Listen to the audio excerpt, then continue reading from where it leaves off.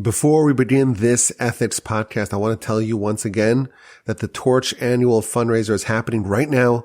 The website is givetorch.org. I'm going to put the link in the description, and I'm happy to announce that this year, each one of my podcasts has their own page, meaning that if someone is generous and kind-hearted and interested in supporting the great work of Torch, and they want to make a donation at givetorch.org, they could choose to allocate the money towards one of the podcasts. And our very own ethics podcast, it has 9 donors, and it's 73% of the way towards the $10,000 goal that we set out for the ethics podcast. So if you want to chip in a little bit and support the great work of the ethics podcast, we're approaching the end of the book. Hopefully we'll finish it very soon. You could visit the fundraiser, givetorch.org. The link is in the description. Thank you so much for your listenership and for your wonderful support. And again, you can find the link to support the Ethics Podcast for the Torch annual fundraiser happening right now. And of course, my email address is rabbiwolbe@gmail.com. We are still in chapter 6, Mishnah number 6 of Pirkei Avos. We've been here for a while, and we're learning about the 48 ways to wisdom. Our sages, giants, titans, these absolute exemplars of wisdom and of Torah, they distilled all of the paths to achieve Torah, to achieve wisdom, to connect on the deepest level that a human can with the Almighty. They distilled it into 48 different avenues, 48 different pathways, 48 ways to wisdom. And we're going through them one at a time to try to understand what they're telling us and how exactly these respective ways contribute towards wisdom. We all want wisdom. We all want a connection with the Almighty. We all want to have a little foothold, a beachhead in the afterlife. We want to tend to our soul. We want to connect to something higher, something greater, something grander than the basic world that we're inhabiting. And the way to do that is with Torah. But how do we get Torah? What are the ways, the means of acquisition? There are 48 different ways, and we're doing them one at a time. And we're up to way number 31, which is Ohev es habrios, someone who loves humanity. You love humanity? That's a way to achieve divine wisdom, to achieve Torah. We previously had loving God. That, of course, seems to connect more directly with Torah. But here we're told you love humanity. You love your fellow members of the human race, the human species. You love them. And that is a way to achieve wisdom. What exactly does it mean to love humanity? And how exactly does it enable the acquisition of Torah? That is our subject today in way number 31 of the 48 ways to wisdom, loving humanity. And I want to share 3 different approaches. We'll start with the simple one, and we'll go a bit more advanced and complex as we proceed. We had previously in Pirkei Avos, we studied this like in 2017, so if you don't remember it, I'll forgive you. We had a Mishnah that tells us, this is all the way in chapter 1, we're in chapter 6, chapter 1, a Mishnah that instructs us to model ourselves after Aaron.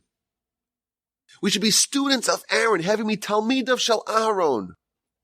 Ohev es habrios, someone who loves humanity, umekarvan la Torah, and brings them close to Torah. Aaron the high priest, Aaron, Moshe's brother, one of the great heroes of the Torah, one of the 7 shepherds of the Jewish people, as we're told.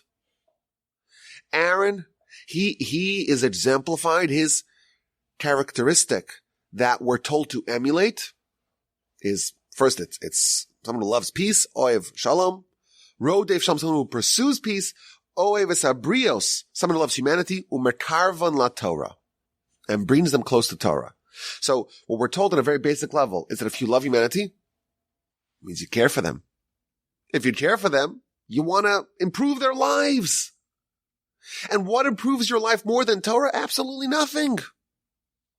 The best way for someone to improve their lives is to connect them to Torah.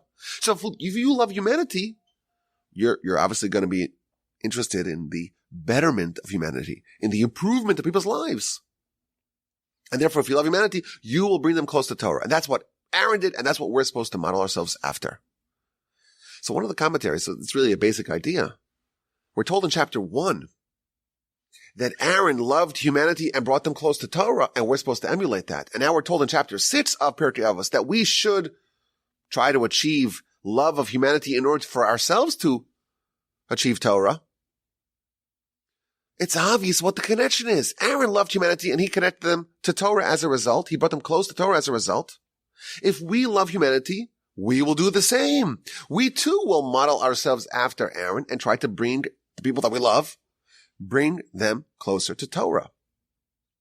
Now, it still doesn't explain how this will make ourselves more likely to be a receptacle of Torah.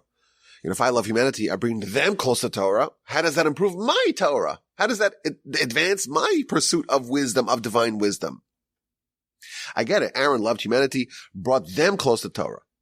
If we love humanity, we will bring others close to Torah. I get that. But how does that bring ourselves closer to Torah? The answer, of course, is that one of the best ways to study is to teach. Because if you study, and that's great, that's wonderful, but you know when you really need to study? When you teach. Because when you teach, everyone comes up with questions, and you have to understand not just the material on your own, but well enough to teach it, well enough to present it so someone else can absorb it and understand it. The Talmud tells us, one of the great sages said, I learned so much Torah from my teachers. But even more than what my teachers taught me, my colleagues, my contemporaries, my fellow students taught me even more than my teachers. Umi talmidai yoter mikulam. And from my students, I learned even more than everyone else. So my teachers, those above me, I learned a lot. But those who are on the same levels, I learned even more. And my students who are below me, so to speak, I'm teaching to them. They taught me more than even my teachers taught me. How do you learn? One of the best ways is to teach. If you are forced to give a lecture on a subject, you will know it way better than if you were not forced to give a lecture on a given subject. I have some personal experience with this. You could study, you know it well enough. Okay. You could kind of fudge your way through it. You could pretend. It's very easy to pretend. It's very easy to delude yourself, but you can't delude others as easily. You teach, then you will truly know. So if you love humanity, it's very easy to see how that's going to make you a better student of Torah. You love humanity and you want to teach them. You teach them. You have to know yourself even better. You love humanity. That is a way to achieve Torah. That's a basic idea that we find in the commentaries on this Mishnah. But let's go a bit further. Let's go a bit more advanced. What does it mean to love humanity? We love ourselves. We love our parents, our siblings, our spouses, our children. Loving humanity means to love people who are outside of your immediate orbit, right? What does it mean to love them? It means to love them like you love yourself. It means to feel their pain when they're experiencing pain. It means to rejoice in their pleasure when they're succeeding. It means to feel a kinship, a brotherhood, to equate yourself with others. When someone else feels pain, you don't feel it in your senses. But if you love them, that pain will ripple through them and you yourself will experience it. So to love humanity, it also means to empathize with others. This quality of having empathy for others, in a very counterintuitive way, it actually makes a person a better candidate for the Almighty's Torah. And I'll prove it to you. Who is the greatest receptacle of Torah of all time? That's Moshe, of course. He was the one he exemplifies Torah study and Torah knowledge more than anyone else. He was the one who was the original student of Torah. He went up to heaven and got the Torah from the Almighty himself. What is the first thing we're told about Moshe? The very first thing we're told about Moshe, chapter 2 of Exodus, as an adult. We're told that he went out and he felt the pain of others. He saw in their suffering. Vayar b'sivlosam. He was a prince. And he could have stayed in the ivory tower. He could have been just very comfortable in the palace as a prince, as an adopted son of Pharaoh. He never needed to go out and see the suffering of his co-religionists, of his brethren. But that's what he did. And that's in fact the first thing that we're told about him. And in fact, if you study the progression of Moshe, the coming of age story of Moshe, you see that the very first things we're told about him, he went and he saw the suffering of his fellows. And then he went and he saw an Egyptian man striking a Hebrew man and he intervened. If someone's hitting a Hebrew man, it's like they're hitting me, I'm going to fight back. He goes and he kills the Egyptian. The next day he sees two Hebrews fighting and he intervenes again. He cares for others. And then he is banished. He goes to Midian. He sees the daughters of Jethro being harassed. And again he intervenes. He's displaying care for others. He's feeling the pain of others. And that's a string of events that we're told at the beginning of Moshe's life, before we even know that Moshe is destined to ascend to heaven and to get the Torah and to spend 40 days and 40 nights without eating, without drinking in heaven on high. We don't know that about him yet. The first thing we're told, the introduction to Moshe's character, that is his empathy. And the Midrash tells us something unbelievable. Moshe's beginning of his life, or beginning of his storyline, that is the cause for everything else that ensued. Moshe became the purveyor of Torah. Why? Why did he become worthy of receiving all this Torah and then teaching it onward? It's because of his empathy. And the Midrash tells us, describes what he would do. He would go witness the suffering of the Hebrew slaves, and he would try to help as best as he could with their brickwork. And he would try to intervene with Pharaoh and say, well, we have to help them, give them a day off so that way they could be stronger to work, and so on. He invested his time and his concern and his mind with his brethren. Even though he was a prince, they were slaves. He said, I'm not a prince. I'm going to go and feel brotherhood with these people. He left his perch and he went down. He lowered himself. Says the Midrash, God says, Moshe, you left your perch on high and you went down below. I will do the same. I will leave the heavens and go to you. Just like you left the great heights that you could have been very comfortable in, and you went down and you lowered yourself to the level of those slaves, I will do the same for you. I will leave the heavens and all that spheres, and I will go talk to you, a lowly human. Why did Moshe become deserving of Torah more than anyone else? Because of his empathy. If you think about it, what is Torah? It's godly, divine wisdom. Us humans really have no right, have no business having any association with Torah. It doesn't really make sense. Because we're here, we're animalistic, we're on this world, we're connected to physicality, we're much more physical beings, at least on a sensory level, we're much more physical than spiritual. We have no business having the Almighty Torah. Why do we have it? Because Moshe lowered himself. God says, okay, I will lower myself, so to speak. I will take the heavenly Torah and lower it and make it accessible to lowly, fragile, fallible, mortal humans. This tells us that really one of the means of acquisition of Torah is lowering oneself, is feeling the pain of others, is loving others, loving not just those who are kind of on a socioeconomic or a spiritual level higher than you, who are culturally, socially higher.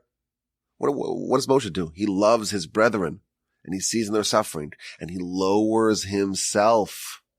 I'm not a prince. I'm going to go schlep and carry bricks just like you are doing.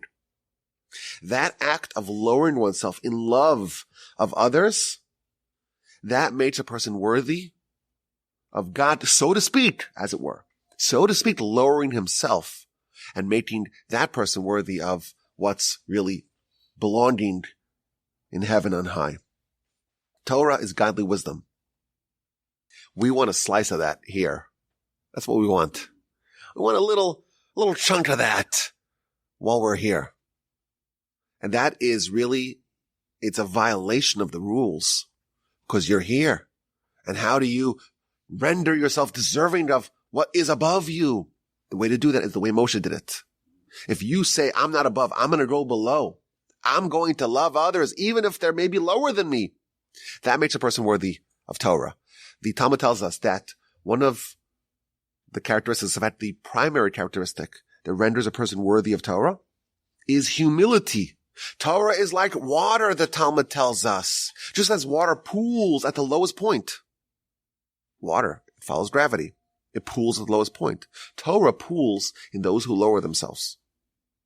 Moshe is the humblest of men. He is the greatest receptacle of Torah. And his humility is very much connected with his empathy. He's empathizing. He's humble. He's not saying, oh, I'm better than you. He's lowering himself. That makes him worthy of Torah. That makes him a place where Torah can pool if we do the same. If we love humanity, even if they're lower than us. That's an act of love and humility. That's what Moshe did. That's what we can do as well. And that's way number 31 of the 48 Ways to Wisdom. But there's more.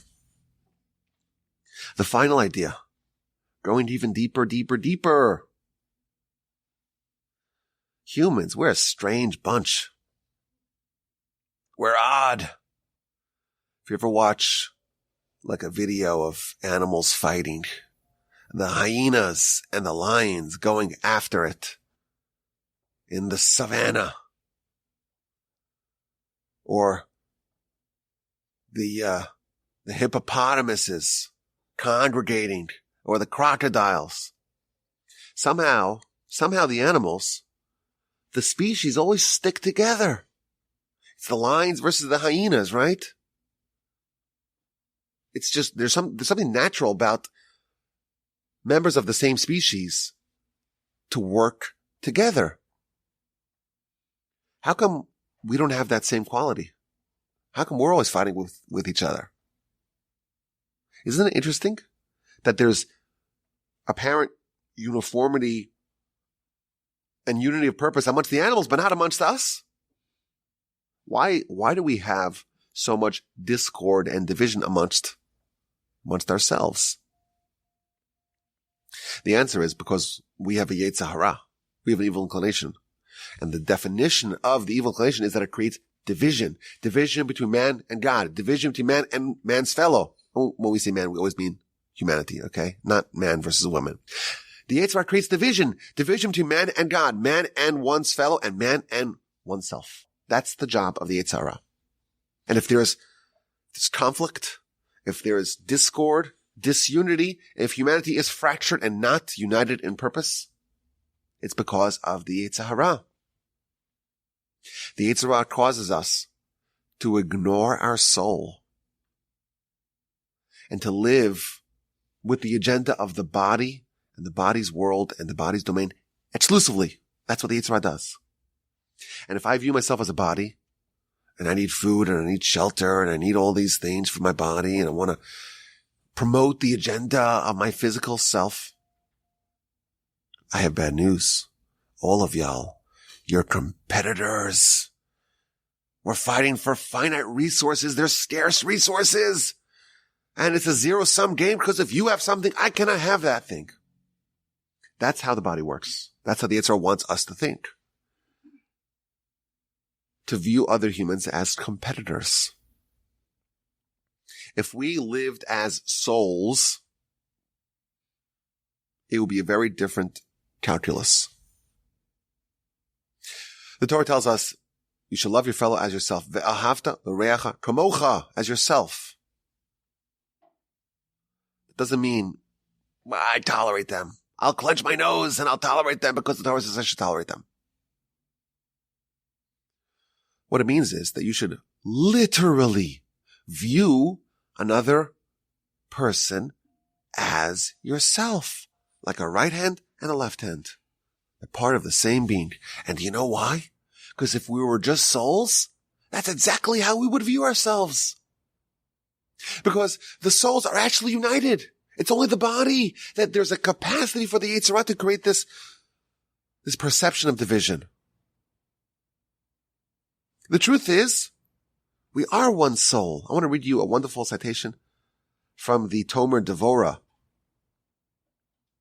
the great Kabbalistic work written by Rabbi Moshe Cordovero, one of the great Kabbalists. He talks about the unity of the soul. Only on the level of body can there be division. If it's just soul, it's just one soul. And the soul has different elements and manifestations, but it's just one soul. The Talmud tells us all of Israel is completely united and responsible for each other. Why? Because we're just part of one soul.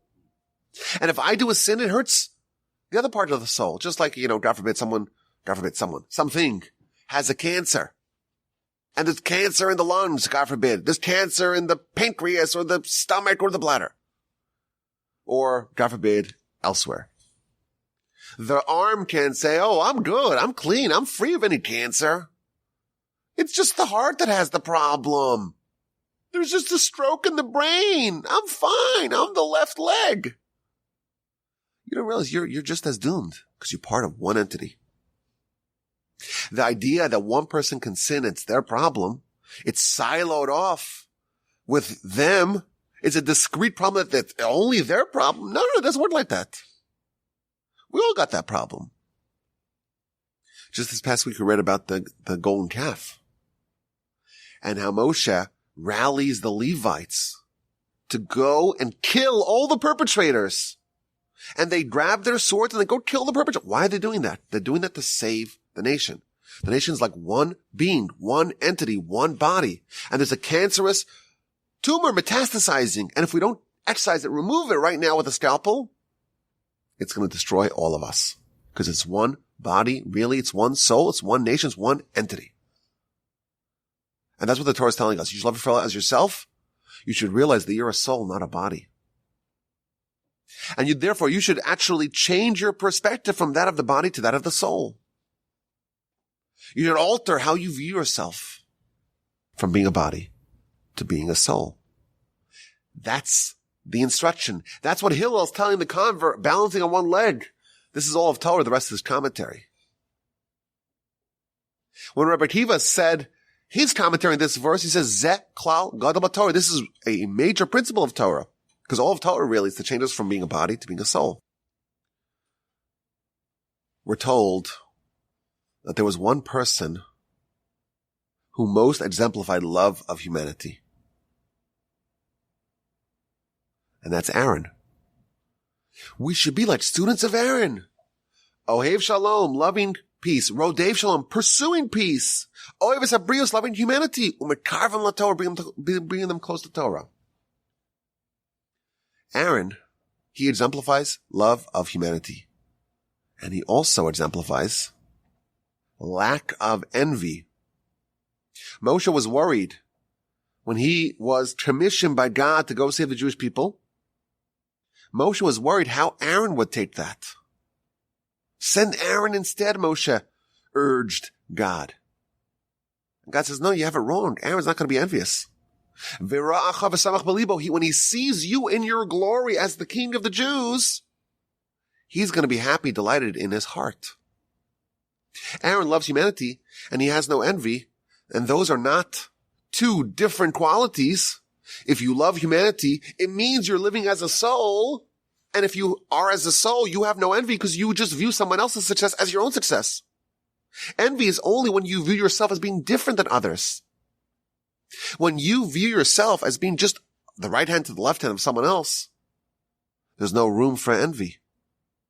All bad flaws, all bad characteristics, pursuit of honor, pursuit of lust, pursuit of any bad thing, envy of others, all that are just reflections. They're just symptoms of being a body first and not being a soul. Aaron loves humanity just as he loves himself. Because they're the same. Aaron has no envy. How could you have envy? How could the right hand be envious of the left hand? It's absurd.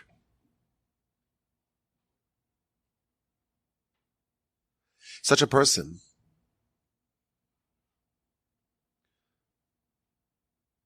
will not view others as competitors, doesn't view life as zero-sum, understands that we're all part of one big whole, understands the interdependency of humanity. And this is very rare to find. You find it in Aaron, you find it maybe some other people, but it's rare because we start off life and the Yetzer Hara has a complete control over us. And you can live your whole life and not even know that you have a soul. And you can live your whole life being completely dominated, controlled by the viewpoint, the outlook, the Weltanschauung of the Yetzer Hara. You're a body, and then all you see is just millions and billions of other bodies, and there's just scarce finite resources, and I gotta view them as competitors. And if they succeed, well, I feel bad because I lost out, or it makes me feel bad because they're succeeding and I'm not succeeding. That's the attitude of the body. We're different. We're separate. That's a condition of this world. In the Messianic times, it's going to change. There's going to be a unity of humanity. Everyone's going to make one aguda echas, one union, one congregation to serve Hashem. That's the Messianic future. You have individuals today, like Aaron, who become worthy of Torah, as we shall see, because of their interdependence with others. And in the future, we'll see this will be universal and ubiquitous. Everyone who's around, everyone who makes it to the times of Messiah will have this feeling of being a soul. Yetzer Hara has been slaughtered, as we've seen in our Messiah series. One of the hallmarks of the Messianic times is the elimination of the Yetzer Hara and everything that accompanies that. All the outlook of the Yetzer Hara. We're going to be united with others, united with the Almighty. The Yetzer Hara that create those barriers between us and ourselves, us and our fellow, us and God, that will disappear. There will be once again the unity that is the reflection of the soul. Today it's very rare. You got to work really hard to get that. In times of the future, it will be natural. But there was one time in history, one time, and one time alone, where an entire nation exemplified this trait. At Sinai. At Sinai, chapter 19 of Exodus. The verse tells us they traveled from Rephidim. And they came to the wilderness of Sinai. Vayachanu bamidbar. And they encamped in the wilderness. Vayachanu, and they encamped. Vayichan, and he encamped. Sham Yisrael neged Ahar. It's a very unusual verse. You read it, chapter 19, verse 2. You have Vayachanu, and they encamped, and right away you have Vayichan, and he encamped. There's a transition from plural to singular. Vayachanu b'nei Yisrael, the Jewish people, the entirety, a bunch of, a plural, lots of people, they encamped in the wilderness, and right away it says, Vayichan, and he encamped opposite the mountain. So they encamped in the wilderness, and he encamped opposite the mountain. So of course, Rashi notices the change in from plural to singular and says, wait a minute. You just told me that they encamped. Why are you saying now, and he encamped? Or that individual encamped. So Rashi tells us that there was a change from a plurality, from a mass of individuals to one single entity. In the famous words of Rashi, Ki ish echad belev echad, like one man with one heart, with one purpose. When they encamped elsewhere, it was a bunch of individuals. Beforehand, afterwards, but at one point in history, there was a complete, indivisible unity at Sinai. What does that mean for us? It means that there was total love of others. There was almost the elimination of the Yetzer Hara. There was the elimination of division between man and oneself, man and their fellow, man and God. What happens when there's this elimination of those barriers? That creates the capacity for God to say, okay, there's no division anymore. I can give you my Torah. I can tear apart the heavens and make the Torah available to you. You've removed the division. You're like one man with one purpose. What does that mean? There's no Yetzer Hara. In fact, the Talmud does tell us that the Yetzer Hara was eliminated from them at Sinai. In the classic words of the Talmud, Paska zu hamasam, the venom The venom went away. The venom of the snake, of the serpent, the insertion of that poison that happened at the sin of Adam and Eve, that ceased at Sinai. The Yetzer Hara went away. The Yetzer Hara was eliminated. Like one man with one purpose, the division went away. There's no division between man and God. Just as there's no division between man and one's fellow, just as no division between man and oneself. That is a ripe opportunity for God to tear open the heavens and make Torah available to humanity. We want Torah. How do you do it? What are the necessary preconditions for Torah? You got to remove those barriers. You got to avail your heart to be a receptacle, a vessel of God's Torah. How do you do that? You got to get rid of all those barriers. And there's really only one barrier. It's called the Yetzer Hara. And that same barrier separates man from oneself, man from their fellow, and woman from her fellow, okay, and man from God, and woman from God, and humanity from God.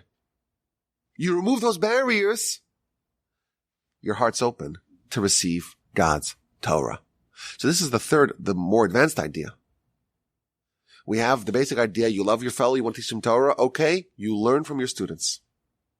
We have the second idea, Moshe, he exemplifies empathy. He lowers himself to be on par with others. God lowers himself to be on par with Moshe, so to speak, as it were.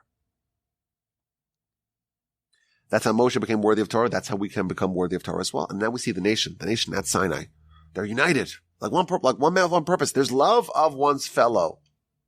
They don't view each other as being different, like one man, right hand to the left hand, the left pinky, the right pinky. They're all the same, right? They're part of one entity. There's no room for envy within man and himself. If you view others as yourself, if you love humanity, you are recreating the conditions of Sinai. And thus you are availing yourself to the Almighty's Torah. And that is a deeper idea, the deepest idea perhaps of way number 31. You want to achieve Torah? You want to create a portal in which the divine heavenly Torah can flow into your heart? If you love humanity, that is a wonderful way to do it. Of course, my email address is rabbiwallbenjamin.com. I look forward to your questions, your comments, and your feedback.